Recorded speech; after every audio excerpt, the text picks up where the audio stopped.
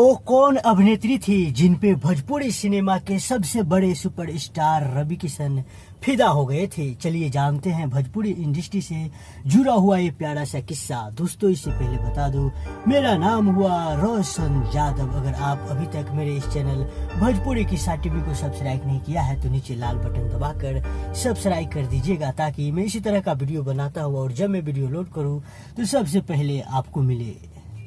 Bhojpuri industry के सबसे बड़े सुपरस्टार जिन पे फिदा थे उनका नाम था नागमा। चलिए ये भी जान लेते हैं रवि किशन और नागमा की लव स्टोरी कहां से स्टार्ट हुई थी।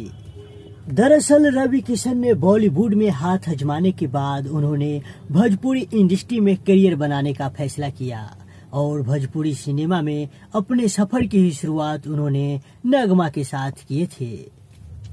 इसके बाद रवि किशन और नगमा ने एक साथ कई सारे फिल्में साइन किए थे और ये दोनों दिन रात एक साथ काम करने लगे। इसी दौरान इन दोनों की दोस्ती बढ़ गई और फिर इनके बीच की सारी दूरियां खत्म हो जाती है।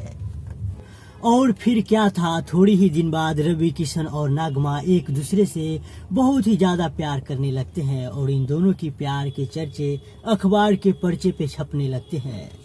इसके बाद नगमा और रवि किशन की प्यार के चर्चे मीडिया में आग की तरह फैल जाती है और चारों तरफ इन्हीं के प्यार के चर्चे होने लगते हैं। हालांकि रवि किशन ने थोड़े समय के बाद ही एक इंटरव्यू में खुद इस बात को स्वीकार कर लिया था कि वो नागमा के साथ रिलेशन में थे। रवि किशन अदाकारा नगमा के साथ जब इश्क लड़ा रहे थे तब वो शादीशुदा थे।